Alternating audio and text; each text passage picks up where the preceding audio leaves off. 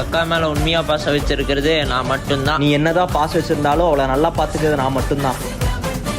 ஐயோ இவன் பூச்சிட்டு போறான் போலயே. அச்சோ ஃபீவர் வர மாதிரி இருக்கு.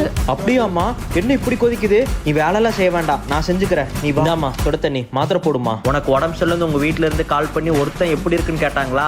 இப்பவா தெரிஞ்சுக்கோ, இந்த உலகத்திலே உன் மேல உண்மையான அன்பு வச்சிருக்கிறோம் நான் ஒருத்தன் தானே. இல்லையே, காலையிலே என் தம்பி கால் பண்ணானே. அக்கா எப்படிக்கா இருக்க?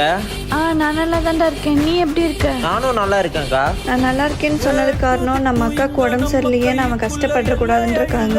நான் மட்டும் கஷ்டப்பட மாட்டேனாக்கா? நீ ஏன்டா வந்தா? நான் நல்லா தான் இருக்கேன். பேசும்போதே உன் குரலை வச்சே கண்டுபிடிச்சிட்டேன் என் அக்கா உடம்பு சரியில்லைன்னு. இப்போவாச்சும் புரிஞ்சுக்கோ, உன் மேல நான் தான் அதிக பாசம் வச்சிருக்கேன்னு. இப்போ உடம்பு சரியானது காரணமே உங்க மாமா தான். அவர் என்ன எப்படி பாத்துக்கிட்டாரு தெரியுமா? கணவரை மட்டும் விட்டே கொடுக்க மாட்டியே. டேய், உன்கிட்ட நான் அவரை விட்டு கொடுக்க மாட்டேன், அவர்கிட்ட உன்னையும் விட்டு கொடுக்க மாட்டேன். ஏன்னா நீங்க 2 பேரும் எனக்கு கடவுள் கொடுத்த வரோம்.